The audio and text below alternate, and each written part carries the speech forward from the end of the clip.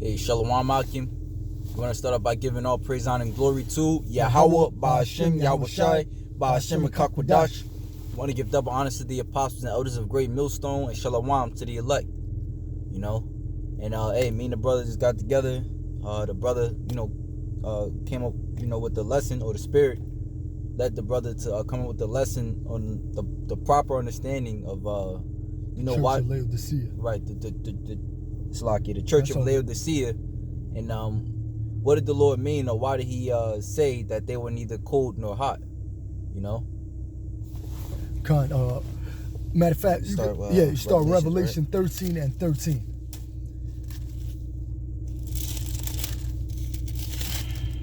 And so that's why it's so important to get the backdrop of the scoop on this history. All right, if you don't understand the history, you're not going to understand the mysteries. All right, but this thing is for us, for our use. All right, so that's why it's so beautiful to learn this truth, man, and to know why Yahweh Shah said the things he said and what it meant. All right. So this is Revelations 3 verse 13. He that have an ear, let him hear what the Spirit saith unto the churches.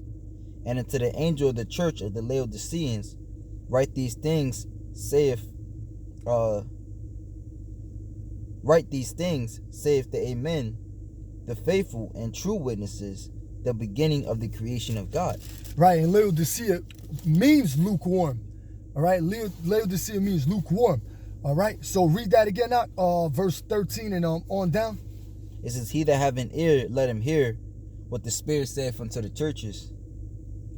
And unto the angel of the church of the Laodiceans. Also, to the churches of Asia Minor, that's 7. It was like 7 major churches, and seven represents Oh, you gotta move the car. Yeah, I was gonna move over here. And 7 represents completion. All right, which that's where Yahweh Shah or Salaki the Apostle Paul, when he made his journeys, went to the church of Laodicea. He went to he went to different churches. I forget the names of the churches. Salaki Akim, you know what I mean? Oh, a little distracted. It's all good. It's all good. Read that again. Yeah, this is Revelations 3 and 13. He that have an ear, let him hear what the Spirit saith unto the churches. Right, you had Israelites in the church of Laodicea. That's who the Apostle Paul went to. All right, he went to the church of the Laodiceans, all right, in Asia Minor, right? And unto the church of the Laodiceans, write these things, saith the... What's that word? Saith the faithful? What do you mean? Saith the true, or the Aman. Saith the Aman, or to be... Oh, okay. Told, right? Okay. Or these things saith the Aman. I thought it was a typo or whatever. The faithful and true witnesses. True witness. The beginning of the creation of God. Right. Let me read that again, Salaki. And unto the angel of the church of the Laodiceans, write these things, saith the Aman, the faithful and true witness, the beginning of the creation of God. I know thy works, that thou art neither cold nor hot. So Yahweh Shah is saying to the Laodiceans, all right, I know thy works, that thou art neither cold nor hot. Meaning they were lukewarm, and that's what Laodicea literally means. It means lukewarm, because nobody wants to drink no lukewarm water. All right, that's something that that's is distasteful. You don't want to drink no lukewarm water. It's either cold or either you're gonna be hot in the truth. Well, really, the hot represents the being fervent in the spirit. That's what that hot represents, being fervent in the spirit.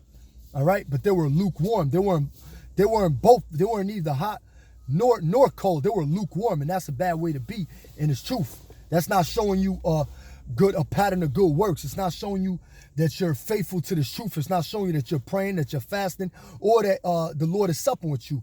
All it's doing is actually showing you that you're rejected. All right. It says, but I would thou wert cold or hot. So then, because thou art lukewarm and neither cold nor hot, I will spew thee out of my mouth. Right. Because thou sayest, I am rich and increase with goods, and have need of nothing, and knowest not that thou art wretched and miserable, and poor and blind and naked. we're going to have to go really break down this verse like that. Just read half of it, then we'll get the article to back it up and the scriptures.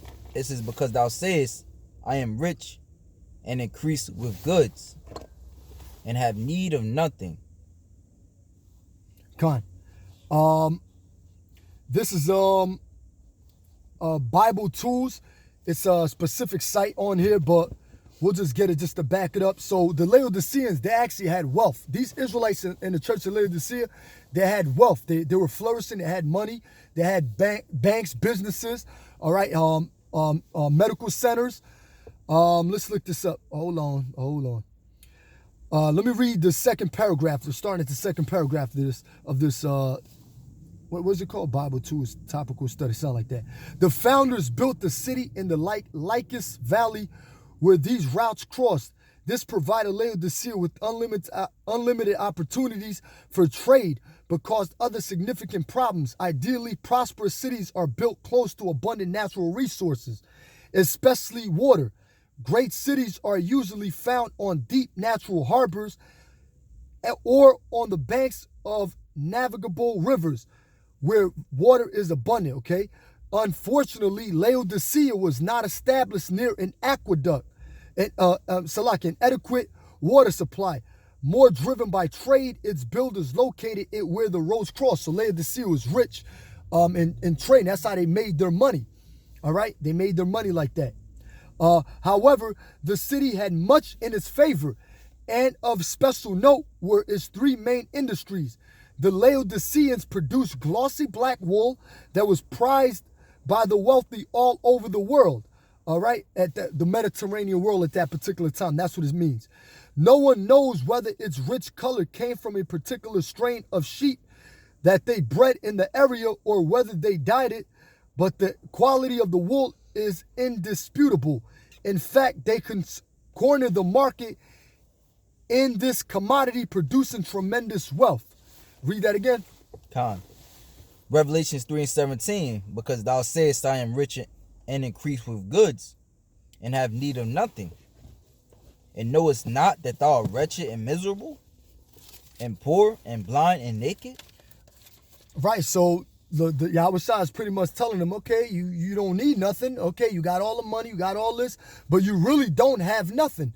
Not only you're lukewarm, you're not providing this truth, you're not pushing this truth, all right? You want to do your own, you want to have your own interest to make a living in this life, all right? Matter of fact, let me get a precept to back that up.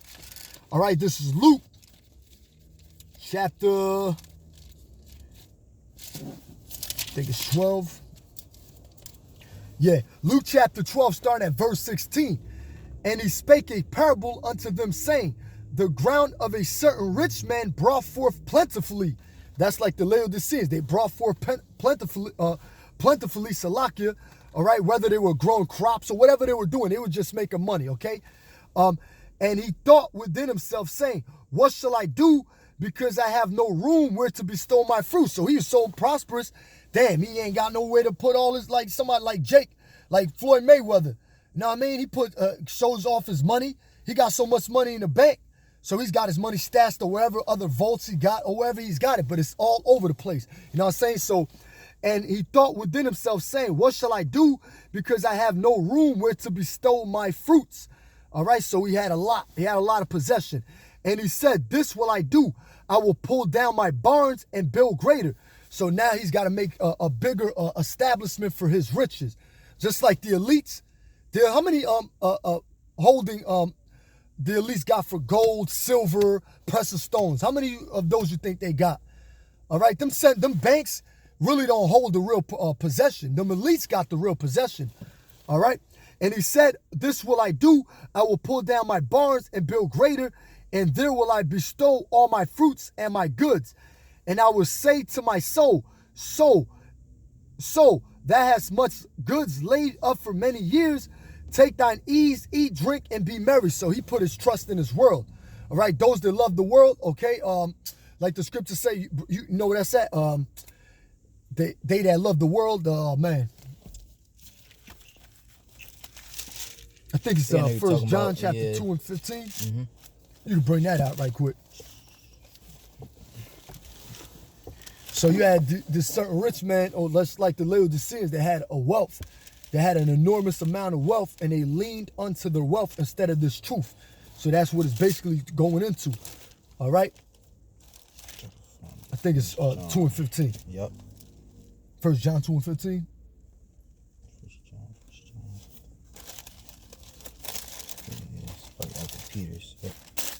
1 John 2 and 15.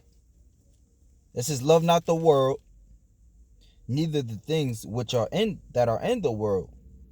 If any man love the world, the love of the Father is not in him.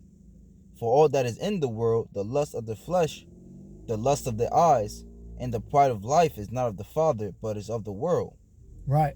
So the Laodiceans were leaning on to their love of the world. They weren't leaning on to the love of Yahweh Ba'ashem Yahweh Shai.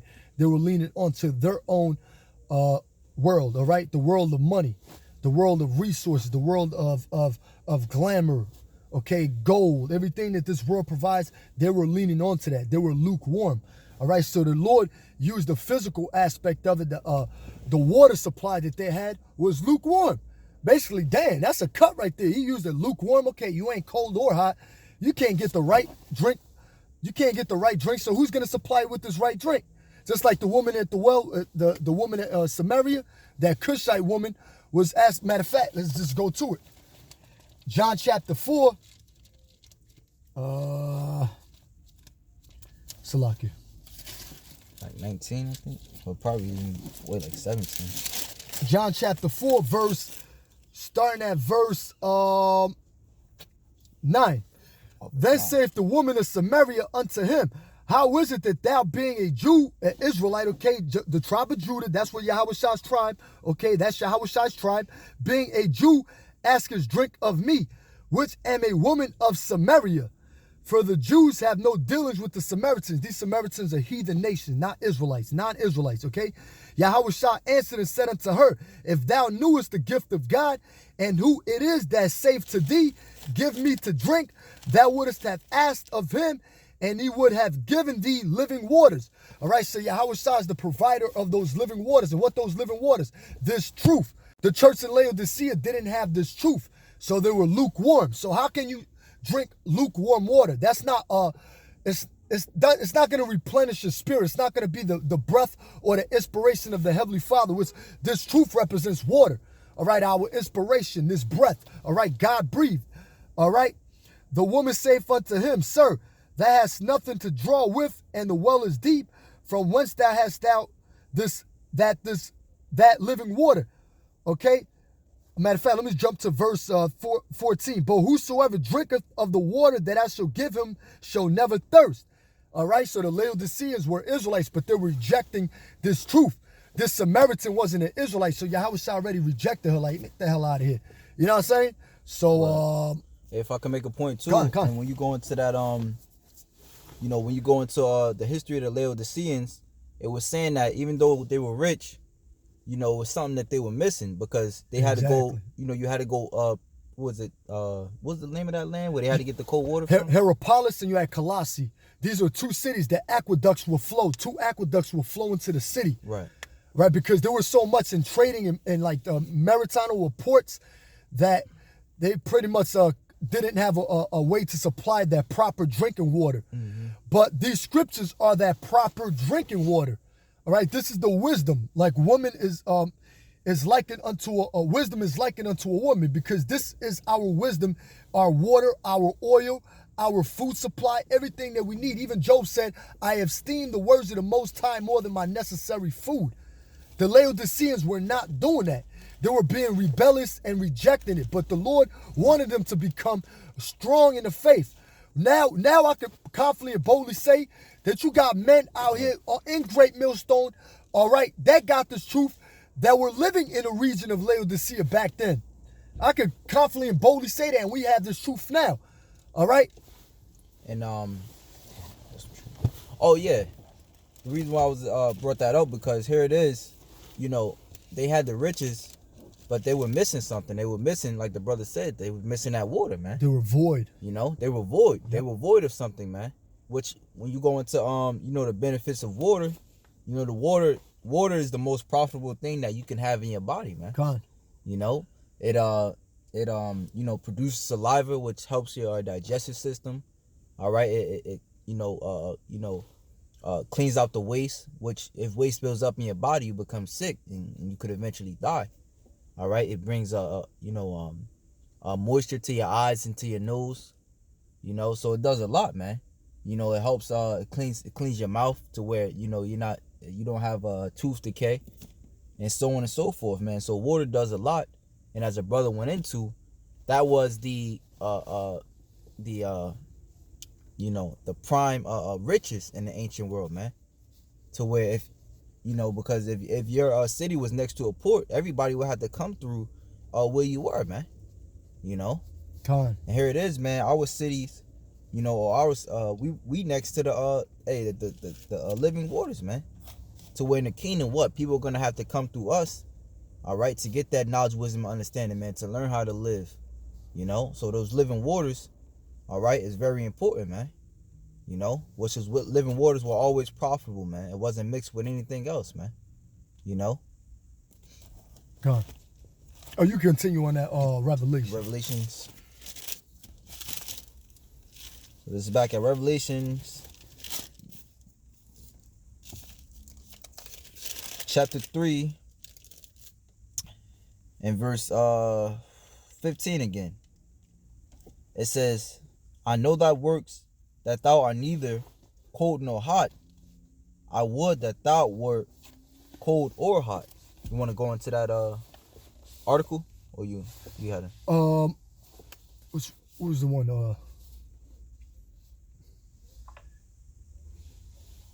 Now, which one you talking about? Oh, no, still in the same article. You talking about the same article? Yeah. Okay, Khan, Salaki. You want to go into that, or? Yeah, Khan. Read that again, Salaki. Khan.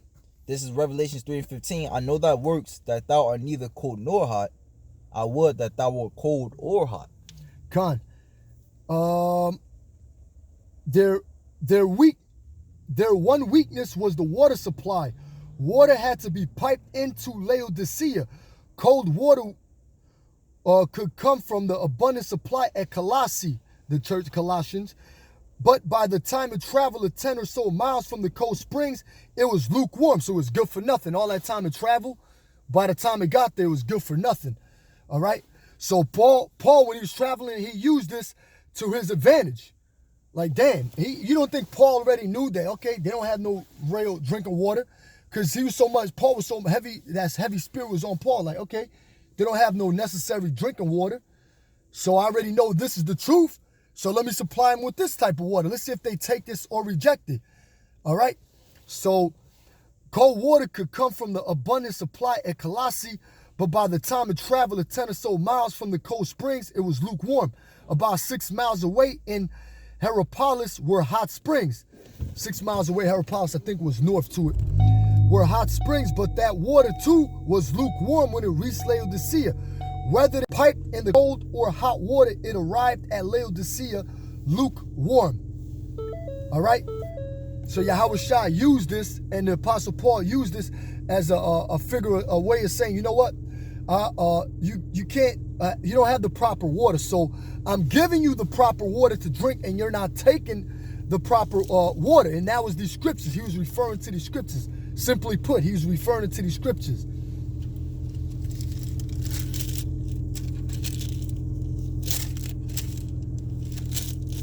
Now it says, I know thy works, that thou art neither cold nor hot. I would thou were cold or hot. Which is that's Yahushua. Right. Yeah, that's Yahushua. Yep. But the Apostle Paul went to that church. Oh, yep. So then because thou art lukewarm and neither cold nor hot, I will spew thee out of my mouth. Right. When somebody spits you out of their mouth, it's like, phew, like nasty, like it's a nasty taste. It's tasteful. Like, I don't want to taste this. Who the hell wants to taste? That's like saying these scriptures. That's like you got 2/3 of reprobates. They taste a little of right. They taste this word right here, and after a while, they endure for a while, and then after that, they be like, I don't want to do this no more. So it becomes distasteful to them. You know what I mean? They don't want to do it. That's why the Lord always tells us to continue being hot and fervent in the spirit. Because you don't want to you don't want to be lukewarm in this thing. Because when you're lukewarm, them demons start messing with you even more, saying you don't want to do this no more. You don't want to do this. But the Lord will put a spirit back in you, say, yeah, you got to do this. This is your lot. If you were a prophet back then, you can't reject this word. This is, okay, this is you right here. You can't reject your own word. All right? If you are one of the elect, Salakia. Because thou sayest, so then because thou art lukewarm and neither cold nor hot, I will spew thee out of my mouth. Because thou sayest, I am rich and increase with goods, and have need of nothing, and knowest not that thou art wretched and miserable and poor and blind and naked. Right, so all that money they had, all that wealth they had, it meant it was good for nothing. All right, like I was reading back in Luke chapter 12. Matter of fact, let me jump back to that right quick. It didn't mean nothing. All right. Luke chapter, you got a precept that? Yeah, I was going to bring out the Sirach 24. Oh, yeah, Khan. Is verse 29. Talking about the one we was reading before? Yeah, 29. Sirach 24 and 29. That's where you could probably start at, though. Khan. It says, for her thoughts are more than the sea. Talking about wisdom. A woman likened unto wisdom, wisdom likened unto a woman. Oh, sure. I'll start at 25, right? Come. It says, come in too, you got it. Huh? Nah, come in too, you can. It says, Sirach 29 and 25, it says, he filleth all things with his wisdom, as Pison and Tigris, and as Tigris in the time of the new fruits. He maketh the understanding to abound like Euphrates, and as Jordan in the time of the harvest. You know, it says, he maketh the doctrine of knowledge appear as the light, and as Gihon in the time of vintage. You know, so the understanding or the wisdom of Yahweh Hashem Yahweh Shah, he maketh it abundant, you know, as you know, these different famous rivers going into the book of Genesis, when it speaks about these rivers basically surrounded the Garden of Eden. Khan. Okay, so these were great. You know, it's you know, going into how beautiful wisdom is, how great it is, man. You know, and if you're of the elect, out of your belly shall flow rivers of living water. That's man. Right. You know, going north, east, west, and south, man. You know, it says, the first man knew her not perfectly, no more shall the last find her out. For her thoughts are more than the sea, and her counsels profounder than the great deep. I also came out as a brook from a river, and as a conduit into a garden.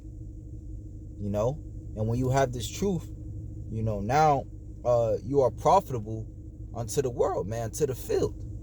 You know, which in Matthew 13, the Lord calls the world the field, man. All right.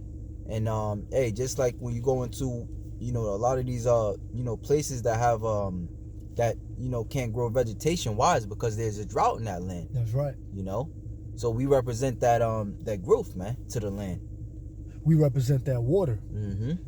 So all the brothers got a little bit of that water in them, you know what I'm saying? And that water feeds properly, feeds what's you know, what's to be, you know, that drink, man. Right. That we're given. These are living waters we're given to our people, whether they accept it or not, whether they hear for a beer. But you're going to have the elect. They're going to drink this, they're going to eat the roll, they're going to drink the waters, the living waters, and they're going to continue going, you know? It says, I also came out as a brook from a river, and a conduit into a garden.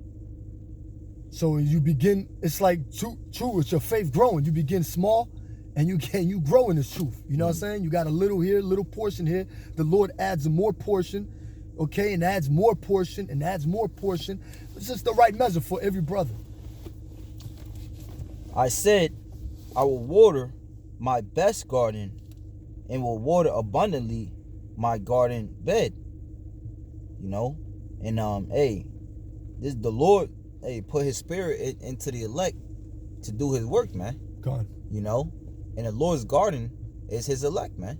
You know, his choice vine, his choice vineyard, man, his choice cluster, man. Yep.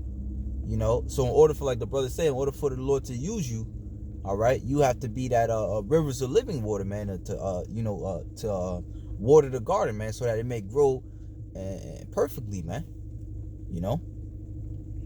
It says, Because what? With a garden, you need what? Water and sun, man. You know? Water representing his word and the sun representing wisdom, man. Yep. It says, I said, I will water my best garden and will water abundantly my garden bed. And lo, my brook became a river and my river became a sea. It's like from glory to glory. Yep. Yep. It says, I will yet make doctrine to shine as the morning, and I will send forth her light afar off. Right, and we're scattered. Israelites are scattered throughout the four winds. So the Lord is sending that light. All right, you know, men love darkness rather than light. While we're doing this video, a little distraction at first, okay, here and there, you know what I'm saying? But that's part of the battle. That's the condition of the battle. You're going to have demons messing with brothers while they doing videos because they know we in the spirit to do videos. All right, so of course they're going to try to, you know, set a little pit or a little trap for brothers to not be fervent or hot in the spirit. But either way, it still goes out there. So no matter what you devils do, it's still going to go out there. You know? I will yet make doctrine to shine in the morning and will send forth her light afar off. Right. I will yet pour out doctrine as prophecy. Is not this the man. No, say what you're saying. I'm about to say, is not this the year of prophecy, man? Oh, yeah, Con. You know, so he's supposed to be more hot than ever, man. Con. I will yet pour out doctrine as prophecy and leave it to all ages forever. Yep. So you can't get rid of prophecy. What does a prophet do? A prophet says something before it happens. Okay, really to foretell the destruction and downfall of America. Babylon the Great, the downfall of China, the downfall of Russia, the downfall of these other kingdoms, the downfall of wicked-ass 2/3, all right? The downfall of Esau, his empire, the downfall of everything on this earth and what consists, okay, with this earth, all right? So wisdom and prophecy always overpowers everything. Remember that in Zerubbabel, in 1 Ezra chapter 4, he said truth Oh yeah, excels. That. Yeah. You can grab that. Truth excels all of it. You know what I'm saying? Truth excels all, man. You can't no wine, no women, no kingly thing, nothing, no worldly king, none of that. Truth excels all. All right. So the church of Laodiceans, they were being very, very stubborn. They were being hard-headed, stiff-necked, like our people are.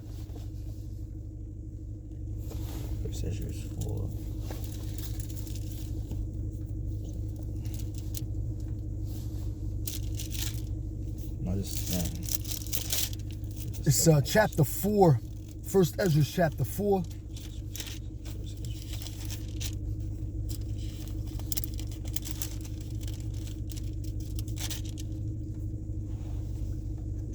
Damn.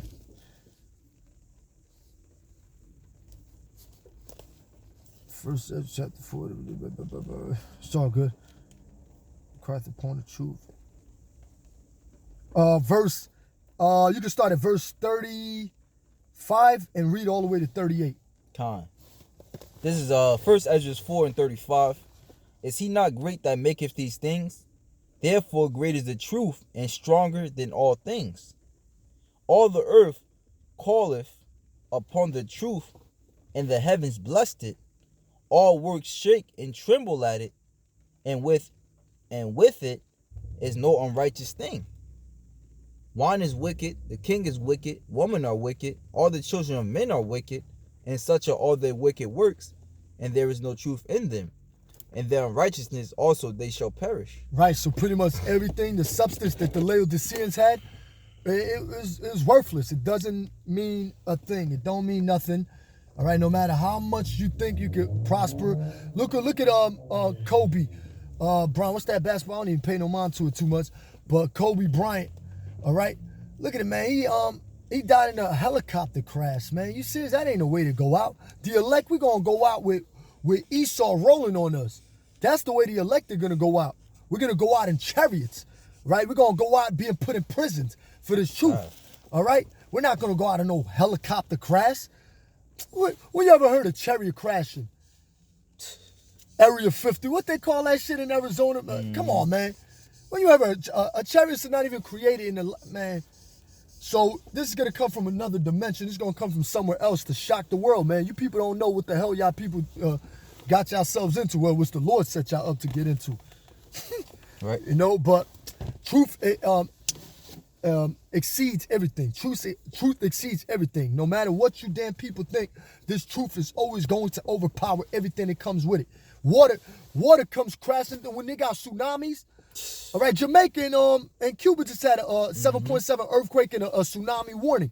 When you have tsunamis, that come like hard. It'll knock you down. This truth is even greater than that. This truth is greater than the water, than the physical water. Best believe it is. This truth is greater than the elements. Yes, it knocks down established buildings. Everything. When a tsunami comes through. Yep. It says, as for truth, it endureth and is always strong. It liveth and conquereth forevermore. Always strong, liveth and conquereth forevermore. No book on the planet got this truth. No book on the planet. Isaiah 34:16. You can't mate it with no other book. All right, this living waters that we're speaking. That's why the elites always want to figure out, okay, why they always angry? No, the elites know why we're angry, but you got people out here in the world say, why these people always mad? Why these people always mad? All right, why they always cursing at? Why they always cursing at people? Okay, why they always so-called curse? Why they always saying that so-called white man's going into slavery, blah, blah, blah. That's because they are. It's written, it's scriptural. All right, the written judgments of Esau and the other nations. All these devils know what it is, man. All right, the Lord ain't forgetting nothing what you did to his people, man. Touch not the apple of the Lord's eye, and you damn devils touched us. All right, with your sorceries, your witchcraft. All right, your gunning us down on the streets. All right, because our people follow. Okay, there's no enchantments against Jacob really going to the elect, but all y'all did on this earth was touch the Hebrew Israelites. Y'all been pursuing us with that sword, with that continuous stroke. All right, I don't want to lose focus on the history part of the video too, but the spirit, man, once it's in you, man, you be all over the place with it. You know. What were you looking for? Oh, I'll just read it real quick. It says, depending on who's telling the story, the water that came to Laodicea was either icy cold to begin with and warmed up en route, or was piping hot and cooled down. In any case, Laodicea's drinking water was lukewarm and undrinkable. It is a good story, but mostly myth. It says the fact is, all the water in the area was heavily mineralized and unpalatable, meaning undrinkable. Undrinkable is distasteful, like ugh. The supposedly good water that bubbled out of the ground in Hierapolis was so saturated with calcium that it created beautiful white terraces. As for that cool, refreshing water in Colossus, it was too far away. All right, so you want to be, be able to be used by Yahweh Hashem Yahweh Shai, because this is a business, and if you can't fit any of the positions, the Most High he don't need you. Con. So you could continue on Revelation 3. This is back at Revelation 3 and verse 18. I counsel thee to buy of me gold tried in the fire, that thou mayest be rich, and white raiment, that thou mayest be clothed, and that the shame of thy nakedness do not appear, and anoint thy eyes with eye salve. Now, eye salve is one thing. They had a medical center in Ephesus. They dealt with eye salve. Eye salve was an ointment to cure some type of, disease or sign of some type of, eye irritation. Oh, go ahead. You got it. It says the second business was medicine. Laodicea boasted of one of the most renowned medical schools in the world, and with it came all of its associated industries like pharmaceuticals. They produced a world-famous salve reputed to cure certain kinds of eye diseases. Another salve supposedly healed ear problems. People came from all over the Roman world in search of remedies for their ailments. Right, so that eye salve was the eye salve represents this truth. All right, what they were dealing with, they didn't have that real eye salve. They were dealing with the physical ointment of it. So once again, they got cut on that. All right, because the eye salve represents this ointment, which is this truth. All right, to clearly see. Matter of fact, it's great physician. Mm. You know what that scripture says? That walk ye in it, that thou mayest be enlightened. Man, when we find it, I'm gonna be like, damn, I knew it. I can't think of it. Yeah, I hate when that happens, Jack. You know, because Yahweh Shah is the great physician. Oh, that's no. Walk ye in the light, you said. Try to look for that. Or yeah, you could. That's why also too it mentions that they were blind. All right, they were blind, meaning they didn't have the eye salve, the proper ointment to cure them. Yeah, they had the physical aspect of it. They had physical ointment, but they didn't have the spiritual eye salve or that spiritual to see clear. Matthew's 9:12. Let me see Matthew's 9:12.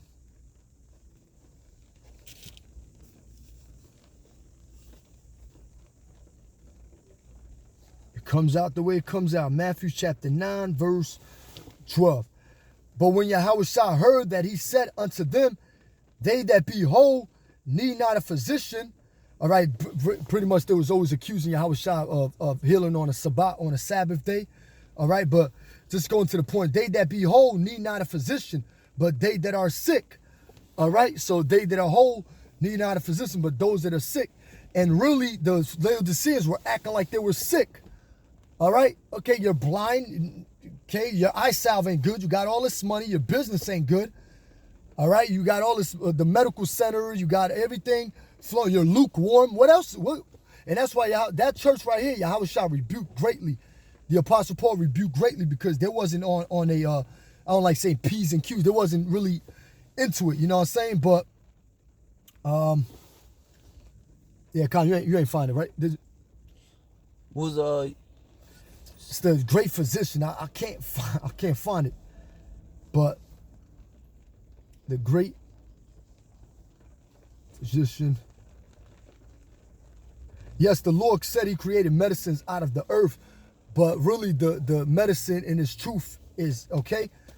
Is this medicine is this word. This word is this medicine. It's gonna heal us.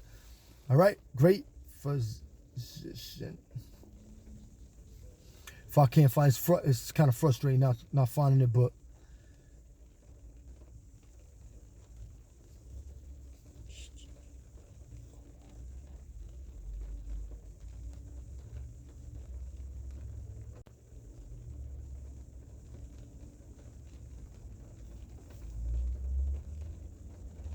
five. Check Luke. Let me check Luke 5. That might be it. Luke 5.